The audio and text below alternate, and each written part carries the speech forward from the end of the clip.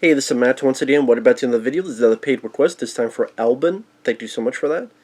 And for those interested in requesting any type of list, ranking, topic, reaction, commentary, review, re-review, whatever it may be, feel free to send it either directly to my PayPal or join my Patreon. Both links are down below in the info box.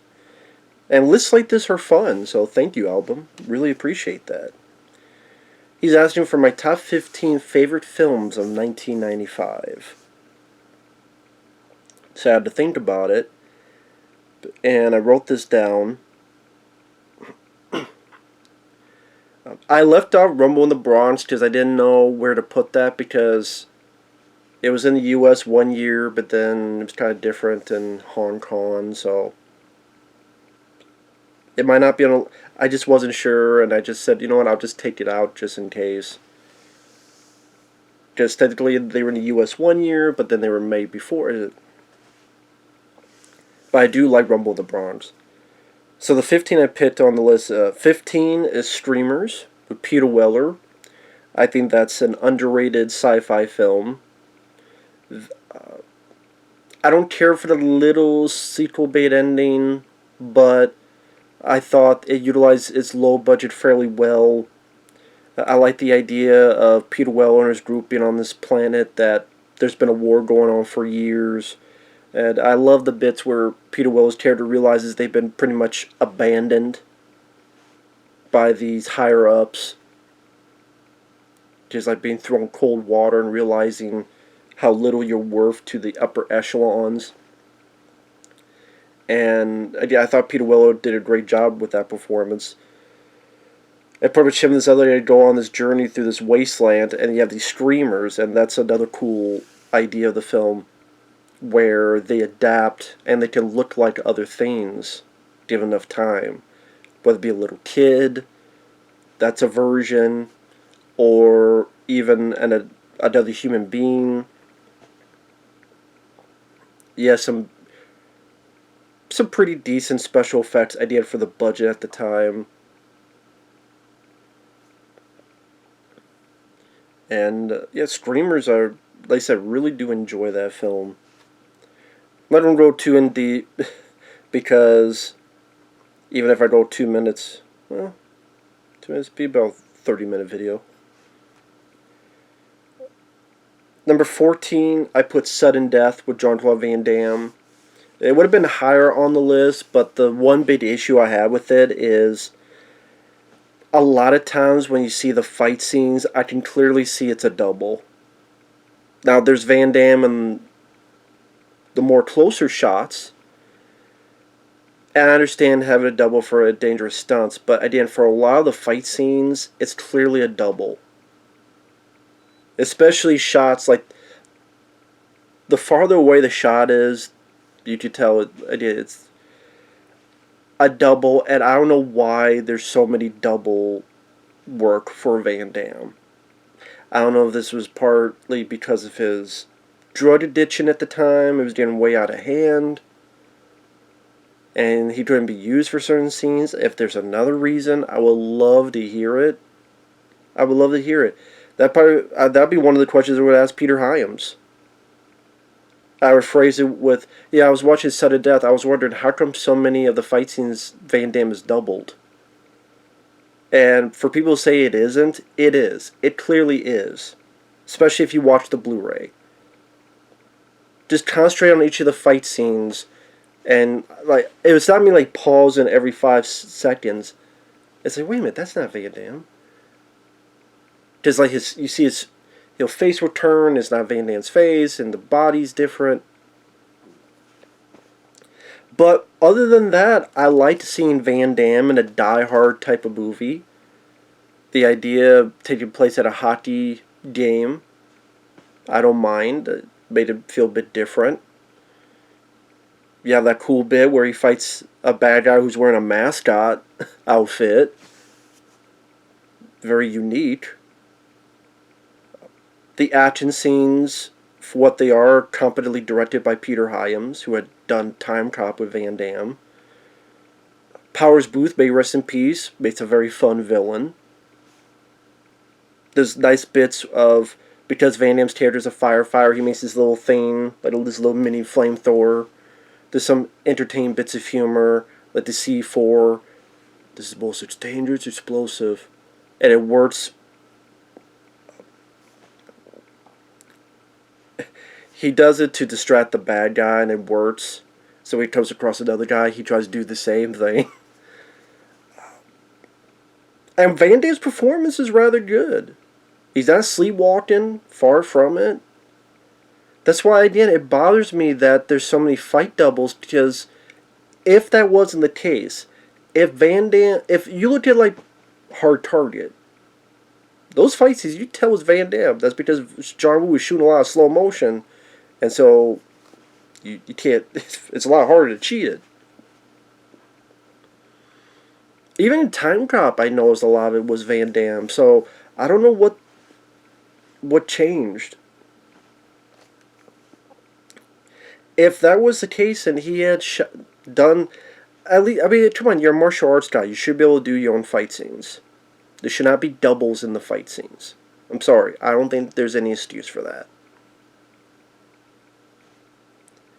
If that was fixed, it would be in my at least top 10, maybe even top 5 Van Damme films. But I can't help it. Anytime I watch it, I just notice that it takes me out of the movie. But I still do enjoy the film. By the end, if that was fixed, it'd be a lot higher on the list. Number 13, Major Payne. My favorite Damon Wayans role. Did I give you permission to sneeze, Opie? You shut up your turd or I'll kick your ass back to Mayberry.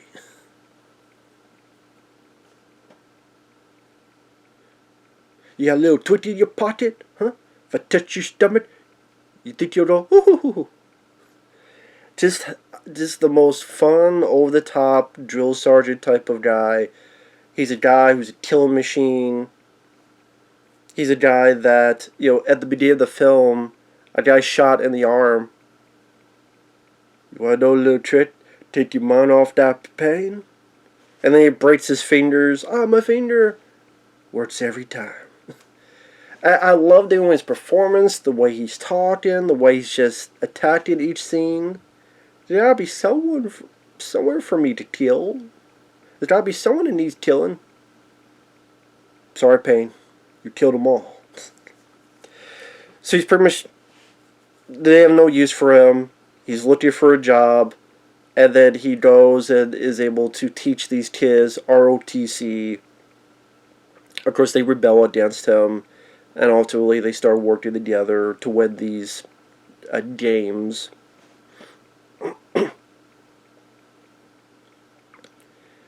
I mean, other than the lead kid, or I can't even say kid, the lead guy of the kids he's a teenager.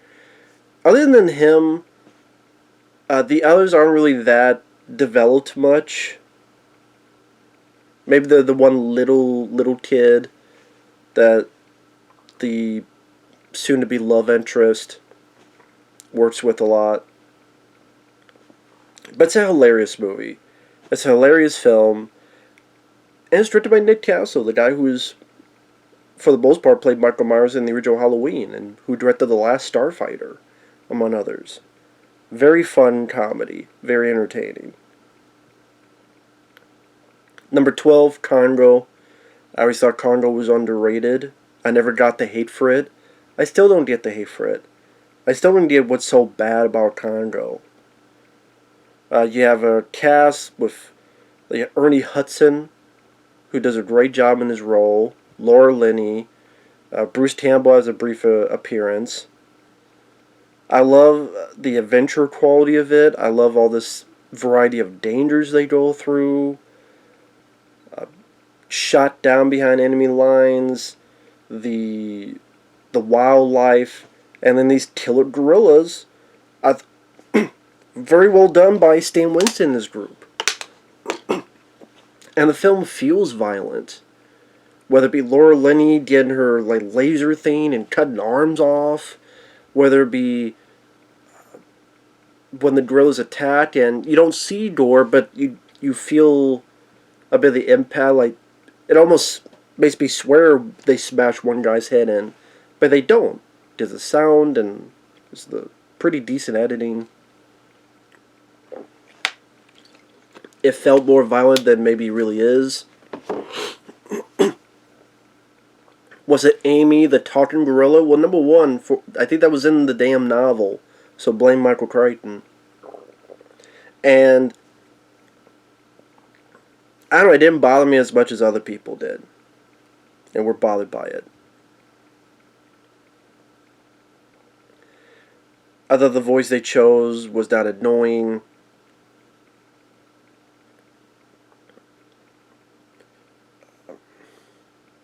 Yeah, this is a very, come on, you got stop eating my sesame cake. That alone makes the film worthwhile. So I enjoyed Congo. I think it's an underrated film. I think it's a fun adventure movie. I have a friend who feels it's better than Jurassic Park, and I can understand why. I like Jurassic Park. Part of me wants to say I like Congo more just because I like rooting for the underdog more. Just Congo again got so much shit. I don't, like I said, I don't understand why. You know what? I don't even remember if Congo's on Blu-ray. And it's funny, when that thought entered my head, my body literally wanted to puke. That's why you hear the... And my body like really? Is that film even on Blu-ray? Maybe it is, but I don't remember. Maybe it's not. Just when the film came out, it bombed, and people said it wasn't as good as... It was... I think Roger Ebert liked it. And I agree with him. So... That's the thing with people like Roger Ebert. At times, he does surprise me. Because, like on Sister and Ebert, he gave a thumbs up to Leviathan. I think he did give a thumbs up to The Golden Child. And I'm like, okay. Not bad. Roger Ebert, not bad. Give credit to. And like everybody else, there's stuff I absolutely disagree with him on. But I think he gave a thumbs up to Congo, and it seemed like at times he really liked those adventure movies. And so do I. And I thought it worked well. So, yeah, never understood the hate for Congo. But number 11, Virtuosity, my favorite Denzel Washington film. He works with Russell Crowe. It's directed by the guy who did The Lawnmower Man. I like the soundtrack. I like the... It had a really exciting pace to it.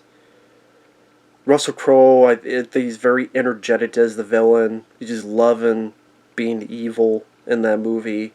Hey, Parker, this was for you.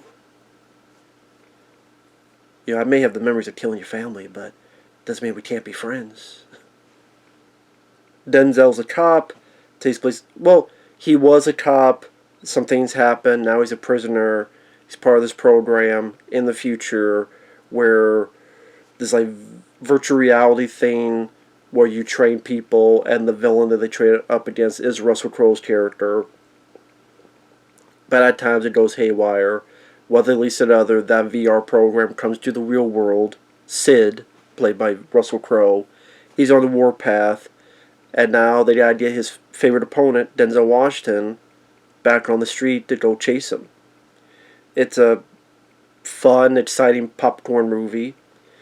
Yes, the effects don't hold up the best, because it is that VR, back in the day.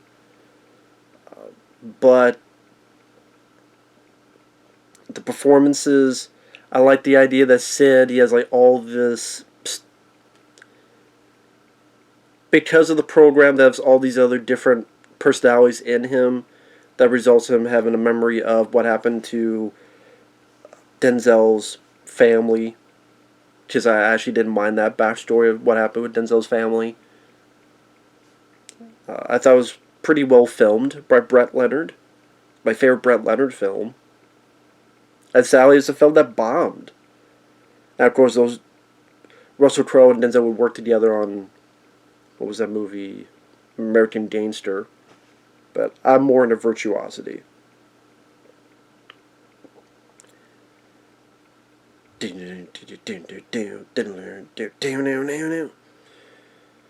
Number 10, Tommy Boy. Rest in peace, Chris Farley. Him and David Spade were a wonderful team together. Very funny film. Definitely in my, if not top 10, to be in top 20 favorite comedies. Just hilarious, entertaining. The film is fun at first, but it really starts to get going when the two of them are on the road and playing back and forth with each other. Like Tommy messing up the door, and then David Spade comes up and the door falls, and Tommy's like, "What did you do?" And this little David Spade looks at him, like, "What?" You know, the fight that they have later on. Does it make me look fat? No, your face does. It's like they work together because Chris Farley had the lovable energy, loud personality, but not annoying. And then David Spade was very dry and cutting with his humor and his wisecracks. And they were just a perfect team with each other. And that's why I even like Black Sheep. And I wish Chris Farley had fixed himself. And we could have seen even more of those type of movies. We could see them play off each other. Like how much better Grown Ups would be if it was Chris Farley. Hell, how much better Pixels would be just for the fact if it was Chris Farley instead of Kevin James. I'm sorry, I'm not really a big Kevin James guy. I think Kevin James is a wannabe Chris Farley. I think that's how Adam Sandler kind of views him without really saying it. I know they're friends, they're good friends, I get that. I know in reality. But it's still always screamed, you know, Kevin James, if Chris Farley was around, he'd be getting this stuff, not you. Like, if Chris Farley cleaned himself up and was still around, he'd be getting this parts, not you. He'd be in Grown Ups, not you. He'd be in Pixels, not you. You know. So, love Tommy Boy. Number 9, In the Mouth of Madness. One of the better John Carpenter films and one of the more underrated, with Sam Neill, Julie Carmen. I love the idea. Lived any good books lately? And this one I sure thought of when I was talking about Nocturnal Animals. If I want to talk about how, you know, reality relates to a book, I mean, it's much more supernatural. But In the Mouth of Madness I found a lot more interesting than Nocturnal Animals. Sam Neill's on this case to find this author for this publishing company led by Charlton Heston.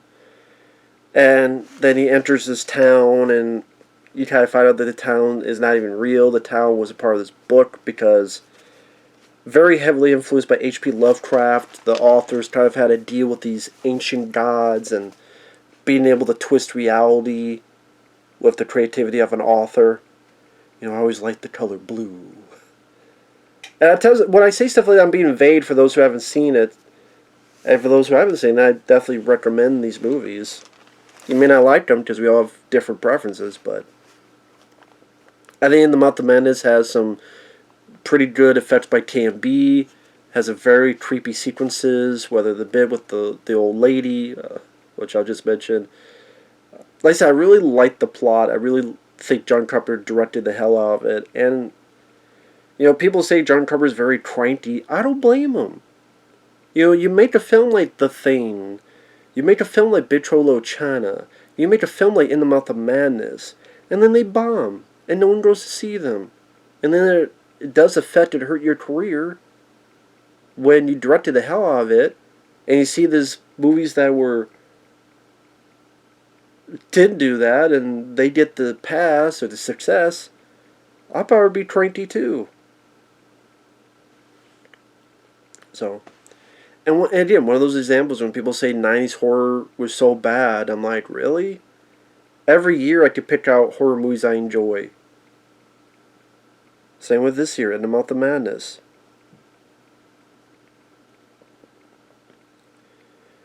And there's even ones I couldn't put on the list I would put. Demon Knight. Tales from the Crypt Demon Knight.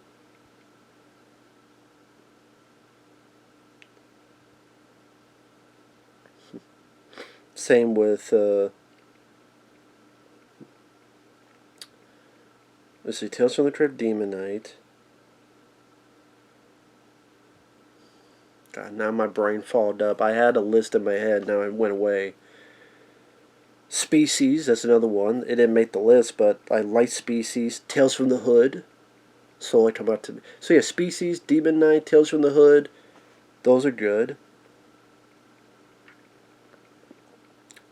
Number 8, Mallrats. Yes, I did see the Clerks 3 trailer. But yeah, Mallrats, number 8. Despite my dislike of Kevin Smith nowadays, I still love his early work. Mallrats is what got me into Kevin Smith in the first place. I love the idea of a comedy that took place in a mall. Thought that was a perfect setting. I thought Jason Lee knocked it out of the park. What does when Kevin Smith knew what the hell he was doing? And yeah, maybe it's a dumber movie than Clerks, but it's still fun and effective. Nice cameo by Stan Lee. Like, he knew how to write characters. He had a certain energy and he had a certain... He had more creativity in his writing. Yes, it's pretty much Clerks but in a mall, but it didn't feel like just a reject of Clerks. It still felt its own movie.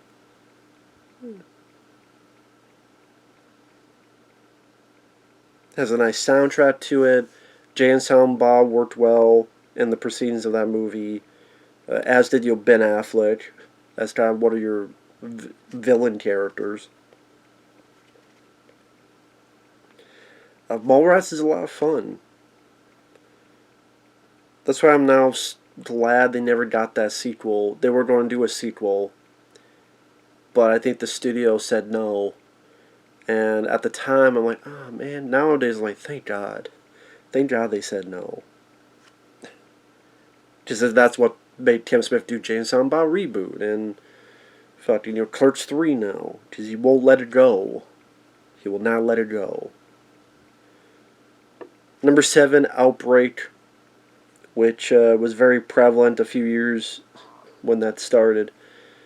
Always enjoyed Outbreak. There is a Blu-ray, but I think a Blu-ray you could get now is maybe overseas. Maybe it would be deemed poor taste, but I'm still surprised they never tried to reissue that film on Blu-ray. Like, didn't they see, like, it got a resurgence where people watch it, and yeah, maybe people, like, you see people watch it, re-release it on Blu-ray. Even nowadays, re-release it on Blu-ray for people to get. I do have a Blu-ray. Someone was nice enough to send me from overseas. I still have it, but in the U.S., they re-release it, man. But he said it has my favorite Dustin Hoffman performance. You got Morgan Freeman. You got Rene Russo. Yes, you have Kevin Spacey. And stupid cat. You have a virus that goes along and, how do I put it, takes over a small town. And I thought it really did a nice job showcasing the rate of infection and make it a bit of a horror story. And I thought the cast did a great job with each other. I think Dustin Hoffman was a lot of fun. We're in deep fucking shit, and we're already in deep fucking shit. I thought that worked really well. So yeah, I really liked Outbreak. Always did, ever since back in the day. And that was when there were going to be 2 competing virus movies. Crisis in the Hot Zone, I think, was the other one, with Ridley Scott. And I think like Robert Redford and Jodie Foster at one point were going to star in it, but then that completely fell apart. So then there was just Outbreak. Number 6, The Mangler. I feel like, what? Yes, I've always enjoyed The Mangler. I still can sit down and enjoy The Mangler. It is my favorite. Yeah, I would say it is my favorite Tobe Hooper film. Still love The Mangler to this day. I think it's a lot of fun. I think it has a great atmosphere to it. I love the Yeah, some of the acting and supporting roles aren't the best, but I love Ted Levine in the lead as like one of the most frazzled police officers ever. But anytime he's on screen, he makes me smile in a good way. This is bullshit. This is reality. See, this is bullshit, Mark. And Robert Englund is a lot of fun. Yeah, I'll do something. I'll do a dance. How about that? I love the production design, the look of the Mangler itself, and just everything looks so dirty and dank. And then with the uncut version, which I think Scream Factory released, I like the gore in it. It gets very grisly, lives up to its name. And the cat thought of that. Even he groaned. Ugh. Yeah, it did be pretty bloody. Not wall-to-wall blood, but it works when it's there. And then the ending goes batshit insane, and I found it very entertaining. What the Mangler does. Yeah, the ending is not 100% fave of mine, but at the same time, uh,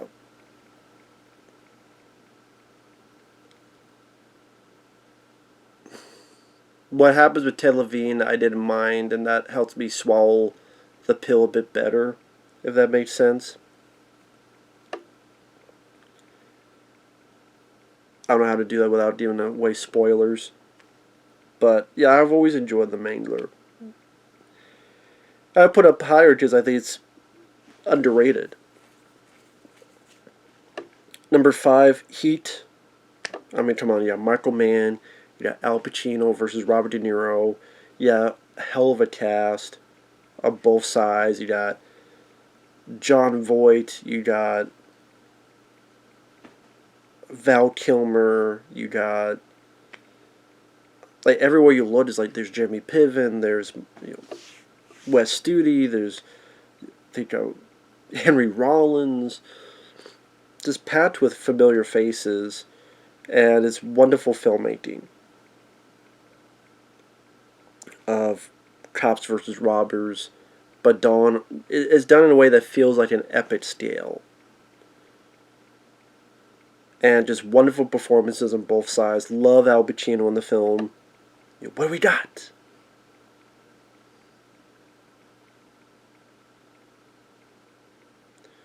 You're a fat ass. I love it. I love Al Pacino. I love how gusto, because it makes it different from Robert De Niro's much more controlled type of villain. And yeah, I think I love the way it ends. I love the music by Moby. Fantastic piece of music. The ending was perfect. Perfect ending. And Heat, that's a film that when the Oscars came out, it got nothing. Yet another reason why the Oscars ain't worth diddly shit. Like, you look at Heat, and it got nothing? And I'm supposed to take the Oscars seriously? Give me a break. Like, some of these other films get nominations and wins. Black Panther got nominated for Best Picture, but not Heat. Think about that. Black Panther got nominated for Best Picture, but not Heat? And again, my body burped. You say I'm supposed to take that seriously?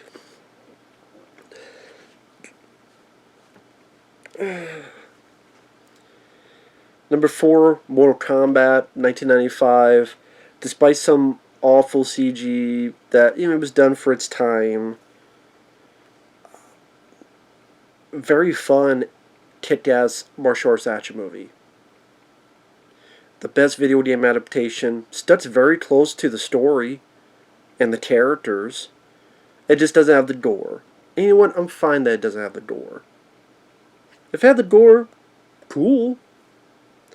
But gore, I mean, you look at the new Mortal Kombat. That new Mortal Kombat film had gore, and that's the only thing it had. And it was a crappy movie. The characters sucked. The acting was below subpar. The music was boring. Here, you have electric soundtrack. You have a very personable, likable cast of personalities, whether it be Johnny Cage, Lyndon Ashby, whether it be Robin Shaw as Liu Kang, even Brigitte as Sonya Blade, and Christopher Lambert having fun as Raiden. The fate of millions will depend on you. Sorry. Like, he gave Raiden a personality. What's wrong with that? Teruyuki Tagawa was the perfect cast job for Shang Tsung. Goro looks great still. That practical effect. And has a good amount of fight scenes. And in fact, when they shot the film, they realized we need more fight scenes. They went back and they shot more fight scenes. And Robin Shaw was able to help in some of the fight scenes. They looked rather good. They're wonderfully choreographed. That's how you choreograph fight scenes, not the crap I saw in the new Mortal Kombat.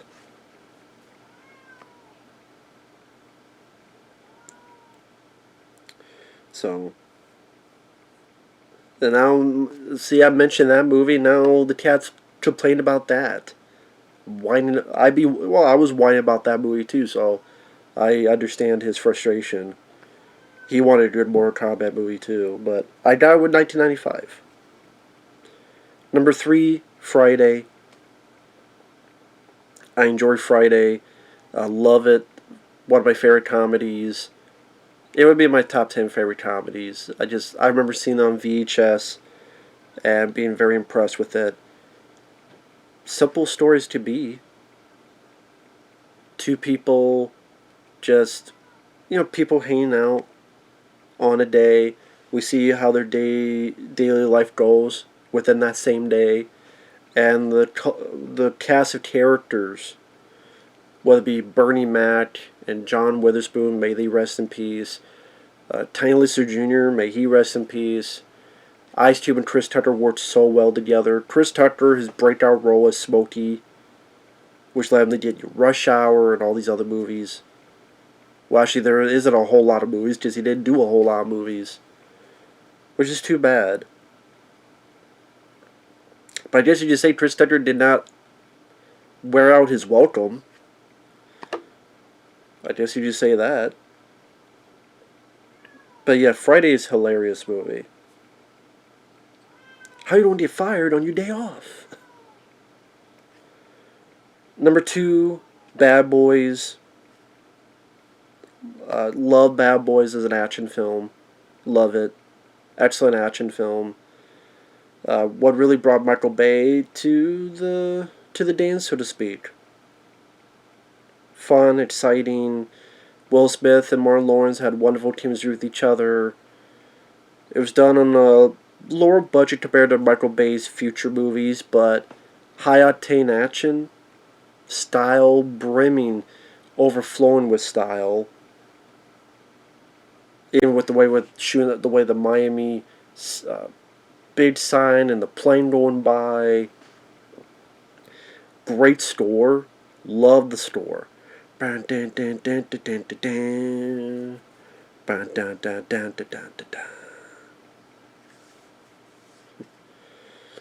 Again, fantastic score. A score I kind of wish they kept more with the sequels. They used a little bit in the third one, but I do wish this score was kept and reused in the sequels. I do wish that. And yeah, Bad Boys is a lot of fun. Very fun movie. And number 1, Die Hard with a Vengeance. Die Hard with a Vengeance is my favorite. And again, I'm sorry about the cat. He won't shut up. It bugs the hell out of me too. I don't know what I'm going to have to do with that cat. I'm going to have to do something. It's just getting too much. But Die Hard with a Vengeance. Love the film. I might have seen that in the theater when I was a kid. My favorite Die Hard is the first one, but Die Hard with a Vengeance is probably my favorite sequel. I love Bruce Willis and Sam Jackson's interactions. Simon Gruber, Jeremy Irons is a wonderful villain. very entertaining action sequences. I love the scale of like have to traverse all across New York City with these different bombs, and not bored at all. I did either have the fun banter and wit between our two main characters. You have the suave charm of Jeremy Irons' villain. You have some, like I said, some pretty good stunt work and action sequences.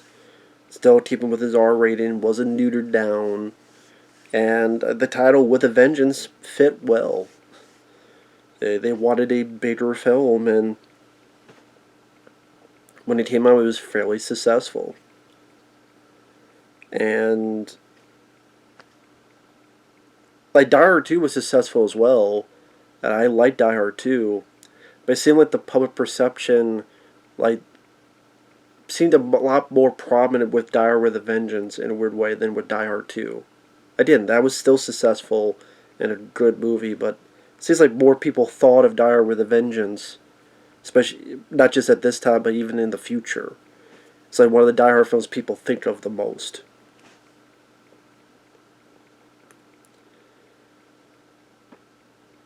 And yeah, that I had to pick that as my favorite film in 1995. Just a whole lot of fun to watch. Whole lot of fun. Why did you call me De Jesus? Do I look Puerto Rican to you? I'm Zeus. Follow Apollo, as then I'll shove a lightning bolt up your ass, Zeus. You hear me? Yeah, I hear you. You okay? Yeah. Laundry day. And I liked the finale. A lot of people get mad at the finale because it wasn't the original finale. The original finale was much of a darker ending where it's pretty much John McClane playing Russian roulette with Jeremy Irons with this thing that had no markings. It was like a kind of like a grenade launcher or something. So he plays a game with Jeremy Irons. I mean, it would have been a different ending for Die Hard, but it just didn't seem like it fit with the rest of the movie. It's a scene that works by itself because it's interesting, but it doesn't work when you watch it in the gist of the movie. It goes a bit too different direction. I like the new ending, the ending in the movie. I've always liked it. I never had a problem with it. No, I don't know why the hell you would bring Samuel Jackson along. I know. But, I mean, they had such a great connection that it's just satisfying to see the movie end with the two of them together. So, it may not make the most sense, but it works better to me on a emotional basis. So, yeah, love Die with a Vengeance. But with that said, thanks for watching. The recap: 15 streamers, 14 sudden death, 13 major pain, 12 Congo, 11 virtuosity, 10 Tommy Boy, 9 In the Mouth of Madness, 8 Mallrats, 7 Outbreak, 6 The Mangler, 5 Heat, 4 Mortal Kombat, 3 Friday, 2 Bad Boys, and 1 Die Hard with a Vengeance. So with that said, thanks for watching. And yeah, the 1995 was a good year because there were films I had to leave out. I mean, I mentioned, Tales from the Hood. That's a good anthology horror film. Species. My favorite Michael Madsen role. Fun creature feature. Seven. That's a good movie. The Net with Sandra Bullock. That's another film I do enjoy. I don't even hate Waterworld. So, I mean, and more. I mean, like I said, Rumble in the Bronx. If I just go with, yeah, I'll just pick 95 because that's when it was the U.S. I'd probably put Rumble in the Bronx. I would put it number 14 and then put Sudden Death number 15.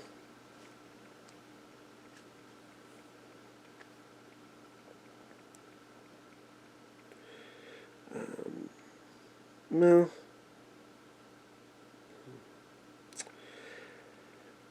Well, okay, it'd either be number 12 or number 14 if I put Rumble in the Bronx on the list. But anyway, with that said, thanks for watching, guys. Take care. We'll see you guys later. Bye-bye.